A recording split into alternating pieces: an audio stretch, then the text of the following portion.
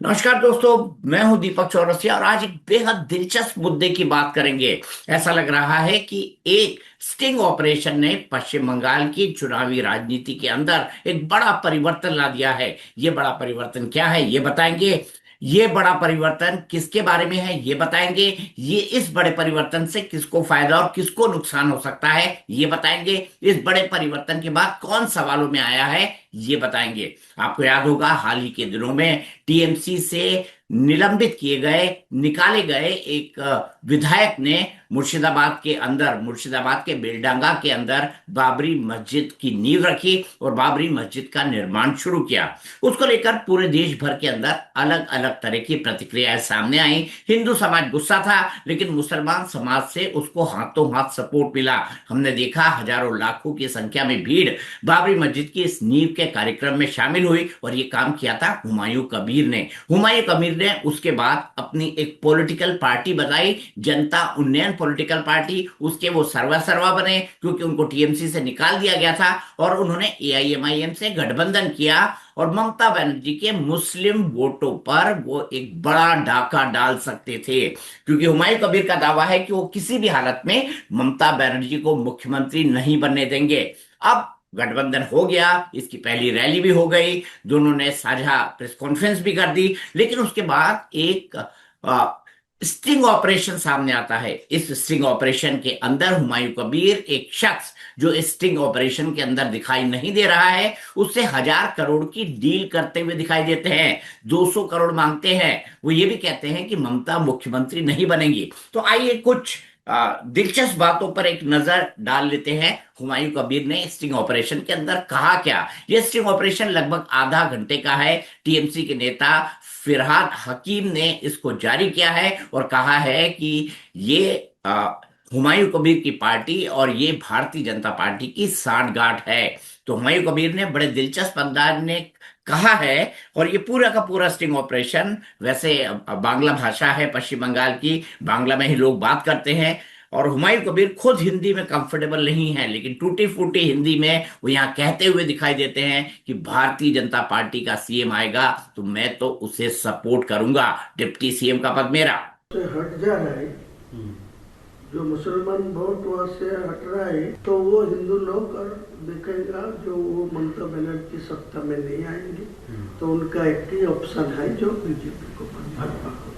मैं सीधा सीधा बोलूँ कि जो मेरा को और वोट डालो, मैं वहाँ चीफ मिनिस्टर जो ही बनेगी मेरा को निर्णय भूमिका मेरा निर्णय चाहिए, मेरा हाथ पर आएगी तो मैं अगले दिन चीफ मिनिस्टर जो होगी वो हिंदू लोग की होंगे। मेरा कोई टारगेट नहीं है चीफ मिनिस्टर बनना, लेकिन जो लोग बनेगी उनको मेरा पास 80-90 294 से 80-90 मेरा पास रहेगी तो मैं अगले दिन वो चीफ मिनिस्टर को सपोर्ट देने के लिए मैं ये एजेंडा रखूंगा। मतलब भाजपा से अगर चीफ मिनिस्टर बनेगा तो आप सपोर्ट देंगे? पूरा सपोर्ट देगी, कोई दिक्कत नहीं। मैं ममता को किसी कीमत में नहीं आने देंगे। मान लीजिए ऐसा कुछ पोजीशन हो गया कि आपके पास मान लीजिए 75 असर आ गया और भाजपा का पास और टीएमसी के पास बराबर का होगा, तो उस वक्त अगर आप टीएमसी को हुमायूं कबीर यही नहीं रुकते। हुमायूं कबीर कई अन्य तरह की बातें करते हैं, लेकिन एआईएमआईएम ने ये गठबंधन क्यों तोड़ा, इसके पीछे हुमायूं कबीर के एक बयान को जिम्मेदार बताया जा रहा है। हुमायूं कबीर ने अपने इस पूरे के पूरी बातचीत में किसका जिक्र किया? उन्होंने मुसलमानों का जिक्र किया। वो ये कहते हैं कि मुसलमानों को जो है बहला लेना, बरगला लेना या बेवकूफ बनाना आसान है। वो यहां तक कहते हैं कि अगर मेरे ऊपर कोई अटैक होता है या मेरे ऊपर कोई सवाल खड़े होते हैं तो 10 में से 8 मुसलमान उस व्यक्ति के ऊपर हमला कर देंगे। वो ये मानते हैं कि मुसलमानों को पॉलिटिकली लुभाया जा सकता है और उन्होंने बाबरी मस्जिद का निर्माण इसलिए नहीं किया क्योंकि बाबर से उन्हें कोई सहानुभूति थी, बल्कि वो ये चाहते थे कि मुस्लिम समुदाय के लोगों के साथ इसके नाम पर वो पॉलिटिकली एकजुट कर पाए। ये कहना है कि ये जो मुस्लिम लोग हैं इनको तो आपको गुमराह करना है ना, इसको आपको कुछ हद तक जाके इसको बेवकूफ भी बनाना पड़ेगा। अगर आप बेवकूफ नहीं बनाएंगे तो वो उनका पास चलेगा। आज का दिन में जो मैं मुद्दा उठाया ना बाबरी मस्जिद का, वो होगा नहीं होगा बाद में सोचिए। आज के दिन में ये सारा इंडिया का मुसलमान लोग मेरा कि मुस्लिम लोग बेसिकली ना बहुत इनोसेंट होता है। हाँ बहुत, तो इसको बेवकूफ बनाना बहुत आसान बहुत आसानी है। ये उसी सबको बोल रहे हैं। आज के दिन को 100 मुसलमान से 80 मुसलमान को मेरा खिलाफ कोई बोलेगी तो आपको तोड़ के मारने जाएगी। देख लीजिए आप परीक्षा करके, ऐसा ही हालत आप उनके इमोशन को पकड़ लिया। अब सबसे दिलचस्प बात इस वीडियो के अंदर क्या है, जो सबसे दिलचस्प बात है वो है 1,000 करोड़ की डील। इस अज्ञात व्यक्ति के साथ हुमायूं कबीर 1,000 करोड़ की डील करते हैं और कहते हैं 200 करोड़ तो पहुंचा दो। वो ये भी बताते हैं कि जिस दिन उन्होंने बाबरी मस्जिद की नींव रखी लगभग 80 से 84 लाख उनका खर्चा हुआ, लेकिन कुछ ही दिनों में उनके पास 6 से 7 करोड़ का चंदा आ गया। अब उनका कहना है कि मैं दिल्ली आओ, कलकत्ता आओ, कहीं भी आओ, लेकिन मुझे मेरी पहली किस्त 200 करोड़ की दे दो। ये कुल डील 1,000 करोड़ की बताई जा रही है। और 1,000 करोड़ की इस डील को सुनने के बाद, जैसा मैंने कहा, एआईएमआईएम ने अपने सोशल मीडिया पर लिखकर इस पूरे मामले में फिराद हकीम हुमायूं कबीर से पल्ला झाड़ लिया है। तो दादा हम लोग कंक्लूजन में आ जाते हैं कि यहाँ पे हम लोग कॉन्फिडेंस के साथ हायर अथॉरिटी को बता देते हैं कि आपका ये धनराशि चाहिए, ये अगर आपको अमाउंट मिल गया तो आगे जाके आप एटलीस्ट 50 to 60 वोट आपको जो आजाद देना है मेरा एक साथ में नहीं चाहिए, नहीं पार्टली देना चाहिए। नहीं जो 22 तारीख रैली में जो बाबरी मस्जिद का जो लिम रखा उसी दिन मेरा 82 लाख खर्चा हुआ। तो उसी टाइम तो पैसा भी नहीं था ट्रस्टी में, ओनली फॉर 5 लाख था। मेरा बिजनेस का पैसा डाल के वो किया।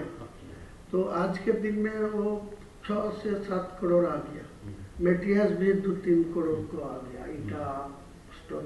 ये तो हम लोग देख रहे हैं वीडियो में इसमें कि आपका एकदम ऐसा ही चल रहा है। तो मैं ही आपको यही बोलते हैं जितना जल्दी है 200 करोड़ दे दीजिए। मेरे को साथ दिल्ली हो कोई ऐसा कॉन्फिडेंशियली कोई। दरअसल एआईएमआईएम हुमायूं कबीर की इस बाबरी मस्जिद वाले जो उन्होंने पॉलिटिकल गिमिक किया हुआ है, इसको ध्यान में रखकर उन्होंने एआईएमआईएम ने हुमायूं कबीर से गठबंधन किया था।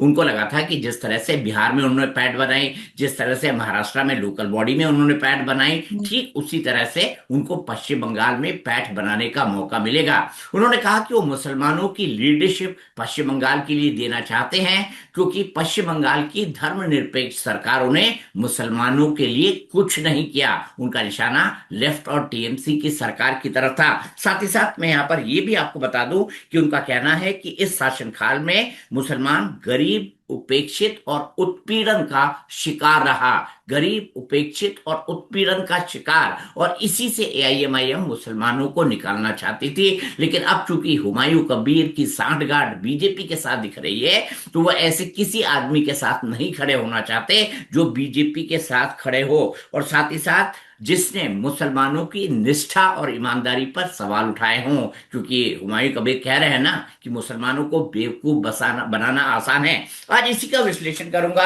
आज मैं बताऊंगा कि आखिरकार इस सीडी के पीछे कौन है। ये भी मैं आपको बताऊंगा कि इस सीडी के चलते ये जो गठबंधन टूटा है, इसका फायदा चुनाव में किसको मिलने जा रहा है। ये भी बात ठीक है कि हुमायूं कबीर इसको एआई जनरेटेड बता रहे हैं, बीजेपी भी इसको एआई जनरेटेड बता रही है।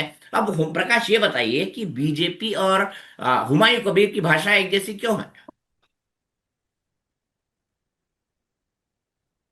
हुमायूं कबीर की पोजीशन तो आप समझते हैं दीपक जी, दिल के टुकड़े, बिल्कुल मतलब क्या कहते हैं उसको, दिल के टुकड़े हुए 1,000 को दिल के जहां अरमा देना आंसुओं होगा। में, नहीं, हाँ, दिल के अरमा आंसुओं में बह गए। और एआईएमआईएम का भी वही हाल है, दिल के टुकड़े गिर गए बेचारों के। लेकिन चूंकि बीजेपी सेंटर में है दीपक जी, यहां ममता ने वाकई बहुत अच्छी गुगली फेंकी है। मतलब टीएमसी का ये गुगली राजनीतिक तौर पे देखिए, आपको अप्रिशिएट करना पड़ेगा कि टाइमिंग देखिए क्या फेंका है ममता बनर्जी ने, चूंकि ये रिकॉर्डिंग स्टिंग ऑपरेशन चुनाव के पहले का है, अनाउंसमेंट के समय का है, करीब करीब जब ये डील हुई थी, जब इलेक्शन पूरे परवान पे नहीं था। और एक गुट ने हुमायूं कबीर के साथ एआईएमआईएम के सपनों को तोड़ दिया, बीजेपी को कटघरे में खड़ा कर दिया। क्योंकि ममता बनर्जी वहां जो फाइट कर रही है, उनको पता है कि मेरी फाइट बीजेपी से है, और बीजेपी को पता है कि उसकी फाइट ममता से है। ये अगर बीजेपी का प्लान था, अगर था, मुझे नहीं पता दीपक जी, मैं आपसे समझूंगा हालांकि इस प्लान को, अगर ये प्लान था तो एब्सोल्यूट शानदार प्लान था। 4 डिस्ट्रिक्ट के समेत 100 सीट्स मुस्लिम वोटर्स को तोड़ना और ममता बनर्जी को इस बहाने सत्ता से बाहर करना। लेकिन इस प्लान को, अगर ये प्लान था तो ये प्लान का पर्दाफाश कर दिया ममता बनर्जी की टीम ने। और अब बीजेपी और हुमायूं कबीर, चूंकि उन दोनों पे आरोप है, 1,000 करोड़ छोटा अमाउंट नहीं है, और हुमायूं कबीर की 19.5 मिनट की वीडियो को अगर आप देखेंगे तो उसमें बहुत क्लैरिटी से उसने सारी बातें कही है। जो इतने सवाल हम और आप सोच सकते हैं, कॉमन आदमी सोचता है, वो सारी बातें कही है कि कैसे उन्होंने बाबरी मस्जिद की नींव डाली, उसके अगले सप्ताह में 1.5 लाख लोग आ गए, खुद से चले आए, झारखंड से भी आ गए, बिहार से भी आ गए, अगर बोल के जिलों से भी आए, और कैसे मस्जिद के नाम पे हुमायूं कबीर का दांव चल गया, बड़ा नेता बन गया, कैसे उसके सपने बड़े हो गए, कैसे वो डिप्टी सीएम का पद सोचने लगा है, और ये दावा करने लगा कि साहब मेरे बिना तो बीजेपी की सरकार बन ही नहीं सकती, ममता को आउट सिर्फ और सिर्फ हमारी वजह से होगा। दीपक जी, मुझे बताइए, बीजेपी वैसे तो राजनीति में, और कहते हैं जंग, पहले कहते थे प्यार और, लेकिन अब राजनीति और जंग में सब चीज जायज लगता है।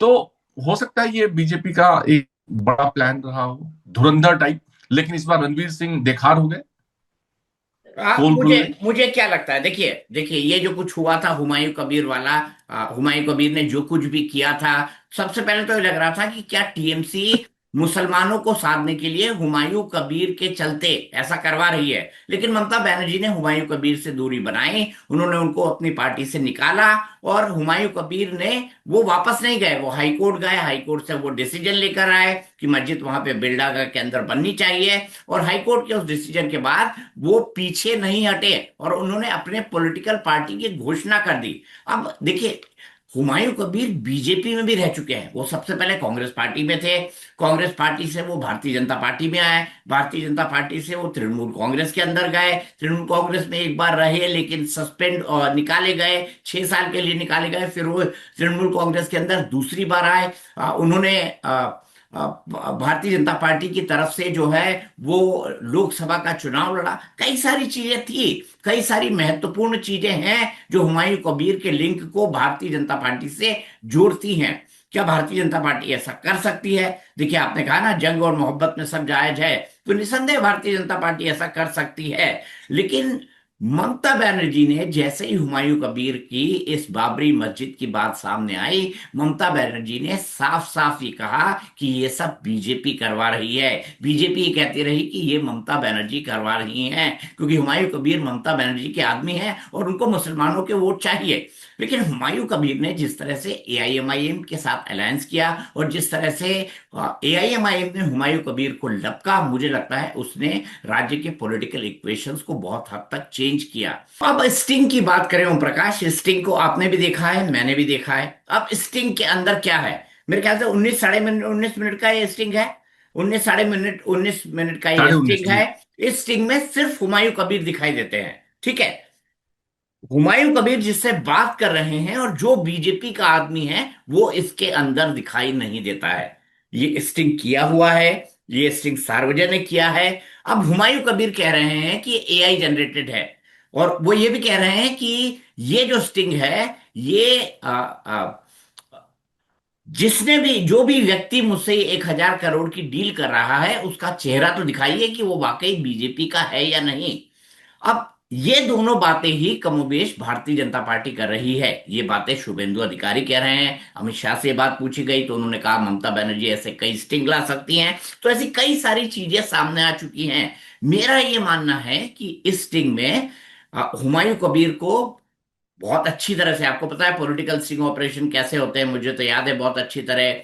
दिलीप सिंह जूदेव का एक स्टिंग ऑपरेशन, जिसमें दिलीप सिंह जूदेव एक मिडिलमैन से 1 लाख रुपए लेते हैं और बोलते हैं पैसा खुदा तो नहीं लेकिन खुदा से कम भी नहीं। उस स्टिंग ऑपरेशन के पीछे अमित जोगी थे, अजीत जोगी के बेटे, ये सबको मालूम पड़ा। तो ये भी कोई पॉलिटिकल आदमी है जिसने ये स्टिंग कराया है। और जो मुझे समझ पड़ता है, भारतीय जनता पार्टी को स्टिंग कराने का कोई लाभ नहीं है। जो अल्टीमेट बेनिफिशियरी इस पूरे स्टिंग ऑपरेशन की है वो तृणमूल कांग्रेस पार्टी है। उसी ने स्टिंग को जारी किया है। इस स्टिंग के ऊपर किसी तरह की इन्वेस्टिगेशन नहीं हो रही है। हुमायूं कबीर भी कह रहे हैं कि मैं केस तो करूंगा पर चुनाव के बाद करूंगा, मैं अपने बल पे चुनाव लड़ूंगा, मैं 100 सीटें जीतूंगा। तो मैं यहां पर ये जताना चाह रहा हूं कि स्टिंग को देखने के बाद, ए, कि दूसरा जो आदमी है वो पिक्चर के अंदर नहीं है, बी, बड़ी बड़ी डीलों की बात की जा रही है पर जमीन पर ऐसा कुछ क्या है इसके बारे में किसी को कुछ पता नहीं, सी, हुमायूं कबीर कमोबेश वो बात कर रहे हैं जिन बातों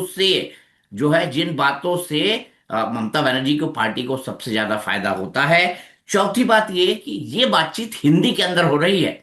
बांग्ला भाषी लोग जो है हिंदी में बात करना ज्यादातर पसंद नहीं करते हैं। अगर दो बांग्ला के लोग मिले तो वो बांग्ला में ही बात करेंगे। और हुमायूं कबीर भी टूटी फूटी हिंदी बोल रहे हैं, तो ये भी बहुत बड़ा सवाल उठाता है। और आखिरी बात ये कि अभी तक किसी भी फ्रैक्शन ने, ना हुमायूं कबीर ने स्टिंग ऑपरेशन की जांच करने की बात कही है, ना सरकार ने इसकी जांच करने की बात कही है, ना बीजेपी ने इसकी जांच करने की बात कही है। लेकिन एक अल्टीमेट काम होता है। आपने ये सवाल भी पूछा था क्या बीजेपी ने ऐसा करवाया हो सकता है, मैं इससे इनकार नहीं कर सकता। 2 और 2 अगर जोड़ा जाए पॉलिटिक्स के अंदर तो 2 और 2 4 नहीं, 2 और 2 22 भी हो सकते हैं। तो भारतीय जनता पार्टी इस तरह की चीजें करती रही है। लेकिन क्या वो हुमायूं कबीर के साथ इस तरीके से खड़ी हो जाएगी? क्योंकि हुमायूं कबीर और उनके बीच का जो पुराना संबंध है उसको ममता बनर्जी बार बार उजागर करती रही हैं। लेकिन इतना मैं कह सकता हूं कि एआईएमआईएम और हुमायूं कबीर के अलायंस के टूटने के बाद जो जो सबसे ज्यादा फायदा होगा वो ममता बनर्जी को होगा। और एक बात मैं और कहना चाहता हूं, आज जो एआईएमआईएम का नेता मेरे शो के अंदर बैठा था, मैंने उससे पूछा भाई आप बताइए, आप तो पूरी सीटों पर लड़ने वाले थे, हुमायूं कबीर 100 सीटों जीतने का दावा कर रहे थे, अब आप इस बात से अलग हो गए कि आप हुमायूं कबीर के साथ नहीं जा सकते क्योंकि आप मुसलमानों की निष्ठा और ईमानदारी पर कोई सवाल उठाए उसके साथ नहीं रहेंगे। तो उन्होंने एक बड़ी दिलचस्प बात कही। उन्होंने कहा कि भाई हम 8 से 10 सीटों पर ही चुनाव लड़ेंगे पश्चिम बंगाल के अंदर और अपना जनाधार बढ़ाने की कोशिश करेंगे। मैंने बोला आप तो ज्यादा सीटों पर लड़ सकते हैं क्योंकि वहां तो जिस तरह से सीमांचल के अंदर, बिहार के अंदर है, ऐसे वहां पर कई पॉकेट्स हैं जहां पर मुसलमानों की संख्या जो है वो बहुमत में है, मेजोरिटी के अंदर है। तो आप 8 से 10 सीटों पर क्यों लड़ रहे हैं? वो कहते हैं कि ममता बनर्जी बार बार आरोप लगाती है हम पे कि आप ऐसा करके बीजेपी का फायदा कर रहे हैं। तो मुझे लगता है कि असदुद्दीन ओवैसी पर भी यह दबाव कहीं ना कहीं होगा क्योंकि संसद में तो सभी सांसद एक दूसरे के दोस्त रहते हैं और तृणमूल कांग्रेस के सांसद वैसे भी संसद के अंदर बड़े वोकल हुए। तो मेरे ख्याल से उनका एक दबाव रहा होगा और असदुद्दीन ओवैसी के पीछे ममता की पार्टी या उनके ममता की पार्टी में उनके जो दोस्त हैं उनका दबाव रहा होगा। तो जैसे ही सीडी सीडी सामने आती है, एक ट्वीट आ जाता है, असदुद्दीन ओवैसी निकल जाते हैं और वो ये कहने लगते हैं मैं 8 से 10 सीटों पर चुनाव लड़ूंगा, इससे ज्यादा नहीं। तो मुझे लगता है कि ये दीपक जी। एडवांटेज ममता है, ये जो पूरी की पूरी सिचुएशन बनी है। लेकिन अब देखना ये महत्वपूर्ण होता है कि एन ब्लॉक जो मुसलमान मतदाता है, आज बीजेपी ने महिलाओं को तोड़ने की बड़ी कोशिश की, 3,000 रुपए उनको दे रही है, 33% रिजर्वेशन दे रही है, कई सारी जो है उनकी सुरक्षा की बात कर रही है, संदेश खाली के केस की जांच की बात कर रही है, महिलाओं की सेफ्टी एंड सिक्योरिटी के बारे में बात कर रही है। तो ममता बनर्जी के महिला और मुसलमान से, माफ कीजिएगा, महिला और मुसलमान से वो महिला तोड़ने की कोशिश कर रही है। मुसलमान टूट जाता तो ममता को दिक्कत होती, इसीलिए ये अलायंस अब टूटा है। क्योंकि मुझे नहीं लगता हुमायूं कबीर अकेले 2 से 5 सीटें लड़ा ले बहुत बड़ी बात है। 100 150 सीटें वो कहाँ लड़ाएंगे और कहाँ आप दीपक जिता जी। के ले जाएंगे, दीपक जी क्योंकि उनके वाकई। पास किसी भी तरह का कोई बैकअप नहीं होगा। दीपक जी इंपॉर्टेंट है। देखिए किस तरह से कांग्रेस ने गुगली फेंकी थी असम में, जो उल्टा पड़ गया था। मिसेज हिमंता विश्व शर्मा की वाइफ रुइया शर्मा के खिलाफ उन्होंने आरोप लगाया और एक कैंडिडेट बात आई और एफआईआर हुआ, तो जो है वो अब तक उनका पता नहीं लगा। अब बीजेपी के खिलाफ एक आरोप लगा है। आरोप लगाने वाला कौन है? टीएमसी है, जिसकी सत्ता है, जिसकी सरकार है। टीएमसी के नेता ये भी कह रहे हैं कि इसकी जांच ईडी से कराई जानी चाहिए। ईडी से कराती है बीजेपी सरकार है, नहीं कराती है, कल को टीएमसी कोर्ट जाती है, नहीं जाती है, it's a matter of time. लेकिन इतना तय है कि इस गुगली से बीजेपी और हुमायूं कबीर दोनों के ऊपर एक आरोप लगा है, दोनों कॉर्नर हो गए हैं। लेकिन अगर ये आरोप, मतलब इस घटनाक्रम को देखिए, तो यहाँ हुमायूं कबीर अब अपनी लड़ाई लड़ेंगे, अपने आप को बचाने की लड़ाई लड़ेंगे। बीजेपी बहुत सारी चीजें के लिए, बीजेपी जिस वोट बैंक के सहारे चुनाव लड़ रही है, बीजेपी को कहीं कुछ नुकसान नहीं हो रहा है। बीजेपी का सिर्फ ये नुकसान हो रहा है कि सिर्फ जिस अगर मुस्लिम वोट कटता तो उसको उसका बेनिफिट मिलता, जो शायद अब वो कम हो जाए, क्योंकि ये पीछे हट गई, हुमायूं कबीर एक्सपोज हो गए, तो ये एक नुकसान हो सकता है बीजेपी को मुस्लिम वोटों के नहीं बटने का। लेकिन बीजेपी का जो जनाधार है वो मुस्लिम न थे न है, वो फायदा उठाना चाह रही थी। तो मुझे लगता है कि बीजेपी जो फोकस कर रही है 120 110 सीट्स पे, वो फोकस तो है। अब हुमायूं कबीर को अपने आप को स्टैब्लिश करना है कि वाकई वो नेता मुसलमानों के बन पाए हैं या नहीं बन पाए हैं। और दीपक जी, एक चीज और मैं आपसे समझना चाहूंगा। ममता जी लगातार एक बात बंगाल में है कि साहब 90 लाख जो वोट करते हैं ना, वे 7 हिंदू हैं, 30 लाख ही मुसलमान हैं। तो इसका नुकसान भी बीजेपी को उठाना पड़ेगा, सिर्फ ममता बनर्जी को नहीं उठाना होगा, दोनों लोग बांटेंगे। जी हाँ, बिल्कुल 50 और 30 लाख का ये पूरा का पूरा आंकड़ा है, जो आपने बताया जो वोट कटे हैं उसका।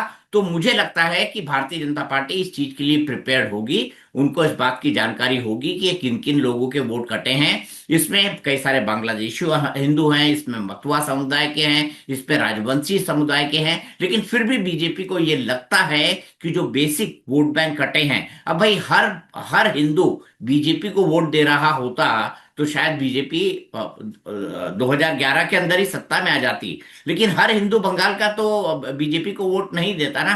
तो मेरे ख्याल से बीजेपी ने इन वोटों को मैप करके रखा होगा, जहां तक मेरी समझ है। और मेरी समझ ये है कि इसमें हो सकता है कि टीएमसी काडर से जुड़े हुए कुछ लोग हों, क्योंकि भारतीय जनता पार्टी ने एसआईआर में बड़े डीप में जाके काम किया है, बड़े अंदर तक गए हैं। इसीलिए ममता और टीएमसी ज्ञानेश कुमार से बिल्कुल न केवल भयाक्रांत है, बल्कि उनके खिलाफ तरह तरह के एलिगेशंस भी लगा रहे हैं। उनके खिलाफ महाभियोग का प्रस्ताव भी संसद में लाया गया है, जिसे रिजेक्ट कर दिया गया है। तो मेरा यह मानना है कि बीजेपी के पास इस बात का कैलकुलेशन जरूर होगा, कैलकुलेशन टीएमसी के पास भी होगा, लेकिन अपने कितने वोट कटने से वो रोक पाई होगी, इसको लेकर मुझे संदेह है, इसको लेकर मुझे डाउट है। तो प्रकाश, आज इसी की बात करते हैं। आज आज साफ साफ हमने बताया कि हुमायूं कबीर और असदुद्दीन ओवैसी का अलायंस कैसे टूटा, कैसे एक स्टिंग ऑपरेशन ने पश्चिम बंगाल के चुनाव को क्या पूरी तरह से बदल दिया है, ये तो नहीं कहा जा सकता। लेकिन ये इस चुनाव का एक मोड़ जरूर है, क्योंकि पहली बार ऐसा लग रहा था कि शायद ओवैसी और हुमायूं कबीर मिलके मुसलमानों के कुछ वोट कुछ कॉन्स्टिट्यूएंसी में ममता बनर्जी के काट सकते हैं। लेकिन अब दोनों के अलग अलग होने के बाद जो राजनीतिक समीकरण बन रहे हैं उस पर हमारी नजर लगी होगी। लेकिन ये जो पूरा प्रकरण हुआ है, टीएमसी ने सीडी जारी की, टीएमसी ने सब कुछ किया, तो मुझे ऐसा लगता है कि इस पूरे प्रकरण से एडवांटेज टीएमसी है। तो हमारा आपको आपको हमारा ये वीडियो कैसा लगा, आप हमें कमेंट बॉक्स में लिखकर बताइएगा। ओम प्रकाश जी और मेरी बातें कैसे लगती है, वीडियो में हम क्या सुधार कर सकते हैं। इसके अलावा कोई विषय जिसके बारे में आप विस्तार से चर्चा करना चाहें, हमें बताइएगा। अधिक से अधिक आप हमें लाइक कीजिए, शेयर कीजिए, सब्सक्राइब कीजिए। और चलते चलते ये कहना चाहूंगा, आपका प्यार मिल मिल रहा है, मिलता रहे, आपसे यही उम्मीद करता हूं। आज के लिए नमस्कार।